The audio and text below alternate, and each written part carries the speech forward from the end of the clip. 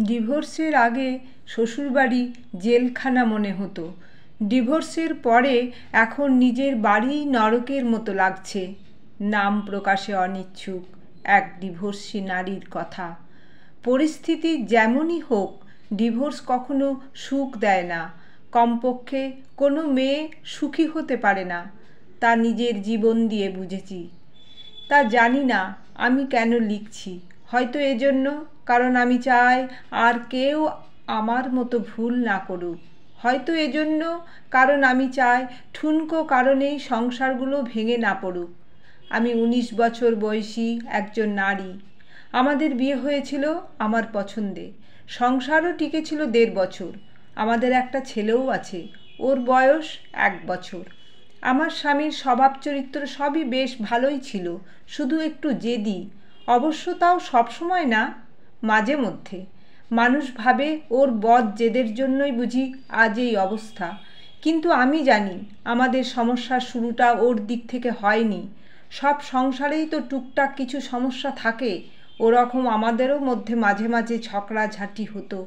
কিন্তু ঝগড়া বাঁধলেই আমি তল্পি তল্পা গুছিয়ে বাপের বাড়ির দিকে হাঁটা দিতাম। বাপের বাড়িতে বোনরাও আসতো, আর ভাইরা তো ছিলই। ওদের কাছে কেঁদে কেটে সব বলতাম। তখন সবাই ওকে ফোন করে বেশি কথা শোনাতো। আমার ছোট বোন তো রীতিমতো অপমান করতো। আমার কাছেও মনে হতো ঠিকই আছে, কত বড় সাহস আমার সাথে লাগতে আসে। আমাকে নিজের মতো চালাতে চায়। আমার মধ্যে কেমন একটা জেদ কাজ করতো। ওর কাছে ছোট হব, ওর কাছে নিজের ভুল স্বীকার করব, মাপ চাইব, এটা ভাবতেই পারতাম না। উল্টো বড় গলা করে বলতাম, ডিভোর্স দাও, তোমার মতো লোকের সাথে কে সংসার করে। তবে ডিভোর্স আমি কখনোই মন থেকে চাইনি। ওটা ছিল মুখের কথা। ওর সামনে ছোট হওয়ার চাইতে ডিভোর্স চাওয়াই আমার কাছে সঠিক মনে হতো। একদিনের কথা এখনও মনে পড়ে। সেদিন ছোট একটা ব্যাপার নিয়ে তর্ক করতে করতে দুজনেই খুব উত্তেজিত হয়ে পড়েছি। রাগে আমার শরীর কাঁপছে। যা মুখে আসছে তাই বলছি। তুই তো কারি, গালি গালাজ, অপমান, কিচ্ছু বাদ যায়নি। এক পর্যায়ে সহ্যের বাঁধ ভেঙেও আমার গায়ে হাত তুলল।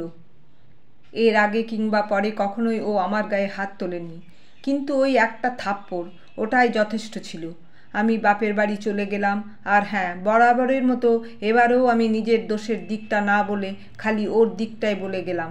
মানুষের দোষ দিয়ে আর কি লাভ? সবাইকে যা বলেছি সেটার উপর ভিত্তি করেই তার বিচার করেছে। পরিবারের সবাই বলল, এমন ছেলের সাথে সংসার করার কোনো দরকার নেই, মামলা ঠুকে দাও। আমি সবার পরামর্শে মামলা করলাম। ওর নামে নারী নির্যাতনের কেস করা হলো। খুব দ্রুতই ওকে পুলিশ ধরে নিয়ে গেল। ওর পরিবার থেকে মুরব্বিরা এসে বারবার অনুরোধ করলো আমি যেন এই কেস তুলে নিই। ভেতরে ভেতরে আমিও চিন্তা করতাম, আচ্ছা, আমার স্বামীর কি আসলেই অপরাধী? ও কি কোনোদিন নিজে থেকে আমার গায়ে হাত তুলেছে? আমি যদি ওকে এত খারাপ কথা না শোনাতাম, তাহলে কি ও আমার গায়ে সেদিন হাত তুলতো? আমার বাবা মা আমাকে বুঝিয়েছিল, আমি যদি এত কিছুর পর ফিরে যাই তাহলে ও ভাববে আমি বুঝি অসহায়, আমাকে আরও পেয়ে বসবে, আমার উপর ইচ্ছামতো ছড়ি ঘুরাবে। এই একবার গায়ে হাত তুলেছে মানে বারবার একই কাজ করবে। কাজেই নিজে থেকে ফিরে যাওয়ার তো প্রশ্নই আসে না। কিন্তু আমার মনের ভেতর কেন যেন চিৎকার করে বলতো, ও তো এমন লোক না। তবে ও যেদিন আমার গায়ে হাত তুলেছিল সেদিনই হাত জোর করে আমার কাছে মাপ চেয়েছিল। এসব ভেবে ভেবে আমি মামলা তুলে নিলাম, তবে ওর কাছে ফেরত গেলাম না। কিছুদিন পর দুই পরিবার থেকেই বিচার সালিশ হলো। সবার কাছে ও দোষী প্রমাণিত হলো। সবাই ওকে নানা কথা বোঝালো, উপদেশ দিল। তারপর আবার সংসার শুরু করলাম। এর পরের কয়েক মাস ভালোই চলছিল, কিন্তু হুট করে কি আবার একটা নিয়ে আমাদের ঝগড়া বেঁধে গেল। ব্যাস, কাপড় চোপড় গুছিয়ে আবার আমি বাপের বাড়ি গিয়ে উঠলাম। এর মধ্যে শুনলাম নাকি ও খুব অসুস্থ। আমি বাসায় ফিরতে চাইলে আমার পরিবার বলল, এভাবে একটা ঝগড়ার পর একা একা ফিরলে সেটা ভালো দেখায় না।